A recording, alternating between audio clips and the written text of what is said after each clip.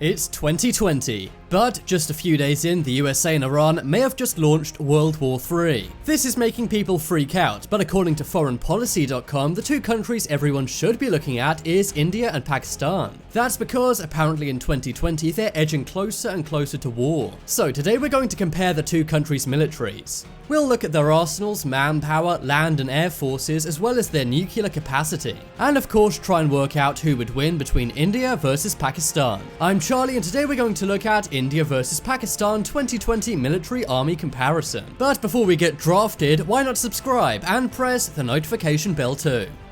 So first off, let's look at the two countries. India is one of the largest countries in the world, with the second largest population after China. The capital is New Delhi and it's a very strong country. Then northwest of India is Pakistan. The capital of Pakistan is Islamabad and it's also a very big country. But it's nowhere near as big as India. India's population will be at 1.3 billion in 2020, whereas the population of Pakistan will be around 200 million. Of course, meaning India has 1.1 billion more people than Pakistan. India is also much larger when it comes to land, being 3.3 million kilometers squared. Pakistan is about 800,000 kilometers squared. And when it comes to militaries, size matters. The military budget of India is $55.9 billion.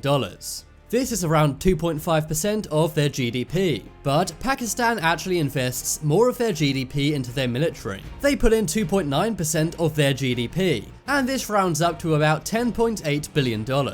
In India, there's no conscription into the army. This means that you're not forced into it. But if you're 16 to 18 years old, you can sign up for voluntary military service. Women may also join India's military, but only for non-combat roles. Pakistan is the same when it comes to not having conscription. If you're 16 to 23 years old, you can volunteer for the military service. The Pakistan Air Force and Navy also have female pilots and sailors. And you can even become an Air Force technician at the age of just 15. So now let's look at the military manpower of these two countries. India have an active personnel of 2.14 million people. These are people who are actively in the army fighting. But they also have a reserve personnel of 1.1 million. These are people who can be brought out if they ever need more soldiers. And India also have an available 319 million additional people who are ready for the military if needed.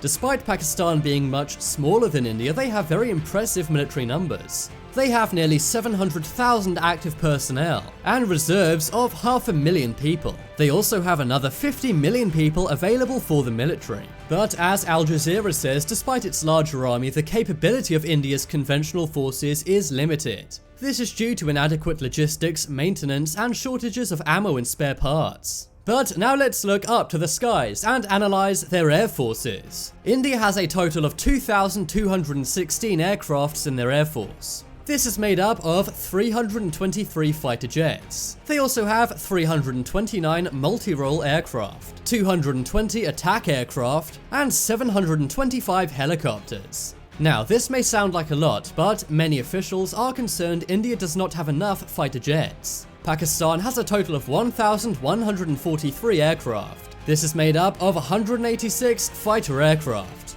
225 multi-role aircraft, 90 attack aircrafts, and 323 helicopters. So despite India being way larger than Pakistan, it has less than double their air force. Pakistan has 7 airborne early warning and control aircraft, which is 3 more than India has. And Pakistan is continuing to modernize its inventory and improve its precision strike and ISR. But now let's go back down to the ground and check out the land forces of these armies. When it comes to land forces, both countries are very strong. India has 4,426 tanks. They also have 5,681 armored fighting vehicles. And when it comes to their artillery, meaning weapons built to launch munitions, that makes up 5,067. 290 of these are self-propelled artillery, and 292 are rocket artillery. Now when it comes to Pakistan, they have less tanks. They actually have 2,735, but they do have lots of armored fighting vehicles, 3,066 to be exact.